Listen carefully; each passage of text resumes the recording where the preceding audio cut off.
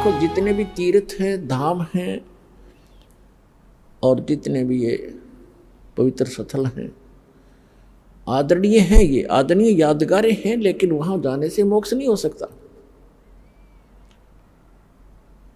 आपको बहुत बार बताया है, परमात्मा भी आकर स्वयं बताया करते थे।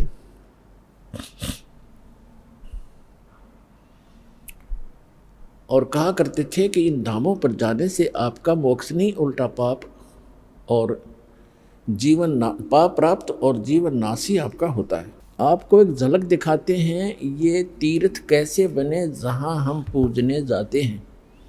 देखिएगा एक पुस्तक, ये पुस्तक है हिमालय तीर्थ, और ये हमारे शंकराचार्यों द्वारा दिए गए ज्ञान है, दिया गया ज्ञान है। ये है जेपी नबूरी इसका प्रकाशक है। ये देखिएगा हिमालय तीर्थ, जेपी नबूरी, उप मुख्य कार्यकारी श्री बद्रीनाथ केदारनाथ मंदिर समिति, ट्रैक्स एंड टूर्स कलकत्ता, और ये यहाँ से छपे हैं।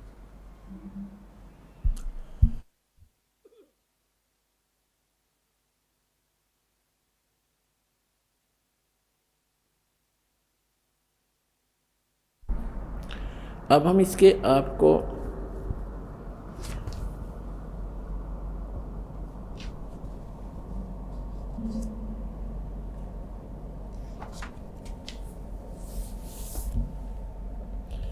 ये देखिएगा उत्तराखंड के पंच केदार, ये पृष्ठ नंबर 17 है। यहाँ से हम प्रारंभ कर रहे हैं। ये 18 पृष्ठ है, यहाँ से हम ये 17 पृष्ठ है।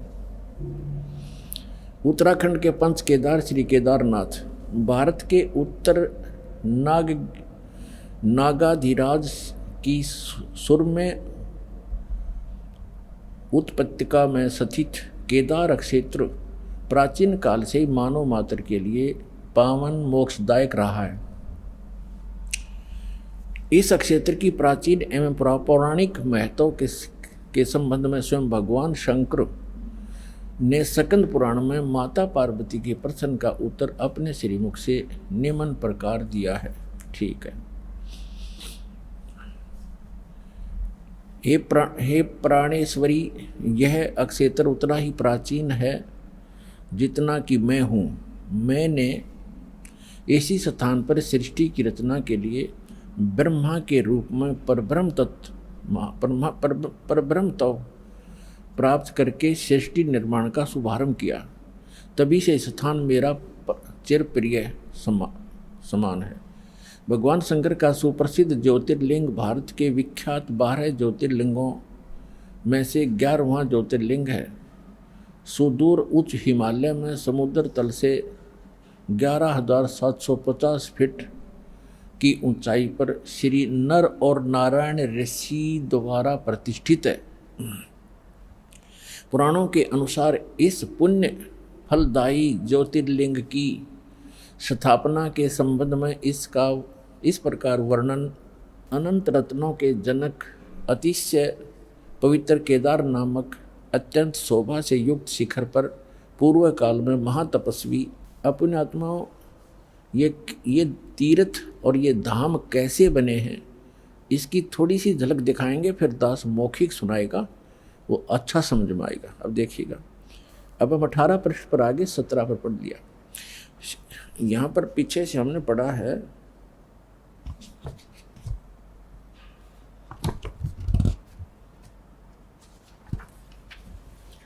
यहाँ से फिर पढ़ें। ये है कि पवित्र केदार नामक अत्यंत शोभा से युक्त शिखर पर पूर्व काल में महातपस्वी कौन? ऋषि श्री नर और नारायण ने, ये 2 ऋषि थे, नर और नारायण ने भगवान शिव को प्रसन्न करने के लिए बड़ी कठिन तपस्या की। इस तपस्या से तीनों लोकों में उनकी चर्चा होने लगी, जिसकी सभी लोकों में प्रशंसा होने लगी। फलस्वरूप भगवान शंकर भी नर नारायण की तपस्या से प्रसन्न हुए और उन्होंने प्रत्यक्ष प्रकट होकर ऋषियों को दर्शन दिए। दोनों ऋषियों ने भगवान भोलेनाथ के दर्शन किए। दर्शन से आनंद विभोर होकर स्तुतियों और मंत्रों से उनकी पूजा अर्चना की। भगवान शिव ने अत्यंत प्रसन्न होकर उनसे वर मांगने को कहा। भगवान शंकर की यह बात सुनकर उन दोनों ऋषियों ने देवादिदेव महादेव से प्रार्थना की, यहाँ हे प्रभु, यदि आप प्रसन्न हैं और वर देना चाहते हैं तो अपने इसी स्वरूप में जगत कल्याण एवं हमारी पूजा प्राप्त करने हेतु यहाँ सचित होवें, ताकि जगत का महान उपकार एवं भक्तों के मनोरथ आपके दर्शनों से परिपूर्ण हो। इस प्रकार भगवान शंकर नर नारायण की भक्ति से प्रसन्न होकर वहाँ सचित हुए। देवादिदेव महादेव, यदि आप हम पर प्रसन्न हों तो भक्तों के कल्याण हेतु आप सदा सदा के लिए अपने स्वरूप से इस स्थान पर स्थापित करने की कृपा करें। अपने स्वरूप को यहाँ स्थापित करने की कृपा करें। यहाँ आकर आपका दर्शन पूजन करने वाले मनुष्यों को आपकी अविनाशी भक्ति प्राप्त होगी। ऋषियों की प्रार्थना सुनकर भगवान शिव ने ज्योतिर्लिंग के रूप में वहाँ यह वास करना स्वीकार कर लिया। भगवान शिव ने वर मांगते हुए नर और नारायण ऋषियों ने भगवान शिव से वर मांगते हुए नर और नारायण ऋषियों ने इस ज्योतिर्लिंग और इस पवित्र स्थान के विषय में जो कुछ कहा है वह अक्षर से सत्य है। इस ज्योतिर्लिंग के दर्शन पूजन तथा यहाँ स्नान आदि करने से भक्तों के लौकिक फलों की प्राप्ति के साथ साथ अचल शिव भक्ति और साथ ही मोक्ष की प्राप्ति भी सहज हो जाती है। हिमालय में केदार नामक पर्वत शिखर पर प्रतिष्ठित होने के कारण इस ज्योतिर्लिंग को श्री केदारेश्वर ज्योतिर्लिंग के नाम से जाना जाता है। केदार शब्द का शाब्दिक अर्थ है ऐसे स्थान से होता जहाँ दलदल एवं अति मात्रा में पानी हो। केदार क्षेत्र में यही स्थिति है, क्योंकि भगवान शंकर जलधारा प्रिय हैं।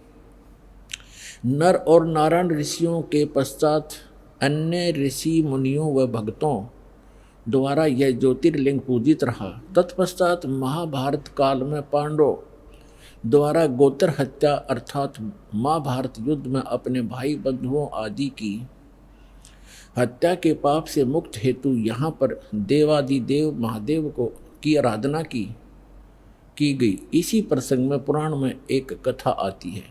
अपने आत्मा पहले ये निष्कर्ष बताते हैं, थोड़ा उसके आगे और शेष आपके पढ़ के सुनाऊंगा, क्योंकि आज ये वर्तमान में एक बहुत दुर्दांत घटना घटी है जिससे आत्मा रो रही है, दुखी है, क्योंकि वो भी हमारे एक तरफ भटक रहे थे, परमात्मा के लिए वहाँ गए और वहाँ उनको क्या मिला सर्वविदित है, कहने की आवश्यकता नहीं। अब क्या बता रहे हैं कि नर और नारायण नाम के दो ऋषि वहाँ तपस्या करा करते उस दलदल में। केदार माने दलदल, और उनकी तपस्या से प्रसन्न होकर भगवान शिव आगे। तो पुण्यात्माओं, वो भगवान शिव कौन आगे? इस काल के जाल को कबीर भगवान ने आके समझाया है कि ये काल जो है, जैसे इसने गीता अध्याय नंबर 4 के श्लोक नंबर 5 और 9 में कहा कि अर्जुन, मेरे और तेरे बहुत जन्म हो लिए, तू नहीं जानता मैं जानता हूँ, मेरे जन्म और कर्म अलौकिक हैं। और गीता अध्याय नंबर 7 के श्लोक नंबर 24 और 25 में इसने बताया है कि मैंने एक प्रतिज्ञा कर रखी है, मैं अपनी योग माया से छुपा रहता हूँ, कभी भी किसी के सामने अपने वास्तविक रूप में स्पष्ट नहीं होता। मैं कभी किसी के सामने अपने वास्तविक रूप में नहीं आता। तो ये क्या करता है, जैसे कोई ऋषि साधना करता है, उसको किसी को विष्णु रूप में दर्शन दे देता है, अपने पुत्र विष्णु के रूप में, तो वो ऋषि विष्णु का उपासक बन जाता है, उसी का अनाउंसमेंट करने लग जाता है, उसी का ज्ञान प्रचार करता है कि सर्वेश्वर है, महेश्वर है, सबकी स्थिति पालन और संहार करने वाला यही है। और कोई ऋषि साधना, कोई भक्त साधना कर रहा है तो किसी को ब्रह्मा जी के रूप में दर्शन दे देता है। तो वो कहता है कि ये ब्रह्मा जी हमारे सामने रहते हैं, देवता, यही भगवान है, सर्वशक्तिमान है। मैंने समाधि दशा में इसके दर्शन किए, ये छुपाई है अपने आप को। इससे उन ब्रह्मा जी और विष्णु जी को भ्रम हो जाता है कि हम ही सचमुच भगवान है। इसी कारण से शिवपुराण में प्रकरण आता है, विद्वेश्वर संहिता के अंदर एक बार ब्रह्मा जी गए विष्णु जी के पास और ब्रह्मा जी कहने लगे कि पुत्र तू मेरा खड़ा होकर सम्मान क्यों नहीं करता, मैं तेरा पिताया हूँ, मैं तेरा जनक हूँ, सारी सृष्टि का उत्पत्ति करता हूँ। ब्रह्मा जी विष्णु जी लेटे लेटे कहते हैं कि आजा बेटा बैठ जा, तू मेरा पुत्र है, तू मेरी नाभि कमल से उत्पन्न हुआ, मैं ही सर्वशक्तिमान हूँ, मैं सबका रचने वाला हूँ। इस बात पर दोनों लड़ पड़े। फिर ये काल आ गया वहाँ पर शिव रूप धारण करके इन दोनों के बीच में एक लिंग खड़ा कर दिया, तेजों में स्तंभ। ये लड़ना भूल गए, ऊपर ऊपर नीचे ढूंढने लगे। फिर खुद आके प्रकट हुआ शिव रूप में। फिर इनको ज्ञान बताने लगा क्या पुत्रो, तुमने अपने आप को ईश मान लिया तो यू आर नॉट गॉड, तुम भगवान नहीं हो। और इसी तुमने दो डिपार्टमेंट, 2 विभाग मेरे से प्राप्त किए, मैं चीफ मिनिस्टर हूँ यहाँ का। ये काल जो है एक ब्रह्मांड में चीफ मिनिस्टर का काम, इसका रोल समझो। और अन्य ब्रह्मा विष्णु महेश एक एक विभागीय मंत्री हैं, रजोगुण विभाग के ब्रह्मा जी और सतोगुण विभाग के विष्णु जी। यानी रजोगुण से जो क्रिया हो रही है जिसको हम उत्पत्ति कहते हैं, ये उत्पत्ति करता नहीं है, ये तो उत्पत्ति करवाता है। संतान उत्पत्ति हम उसके प्रभाव से करते हैं। और सतिथि ये विष्णु जी कहते हैं, ये उत्पत्ति और सतिथि जो तुम्हें दी है मैंने, ये मेरे से प्राप्त है, तुमने तप करके प्राप्त किए, मैंने तुम्हें विभाग दिए। इसी प्रकार रुद्र और शिव को भी, शंकर को भी मैंने अलग से, महादेव महेश्वर को भी मैंने 2 कर्त दिए हैं, संहार और तिरोभाव। और बोलने वाला 5वां ये काल है, ये कभी अपने वास्तविक रूप में नहीं आता, ऐसे कभी विष्णु के रूप में, कभी शिव के रूप में, कभी ब्रह्मा जी के रूप में आता है।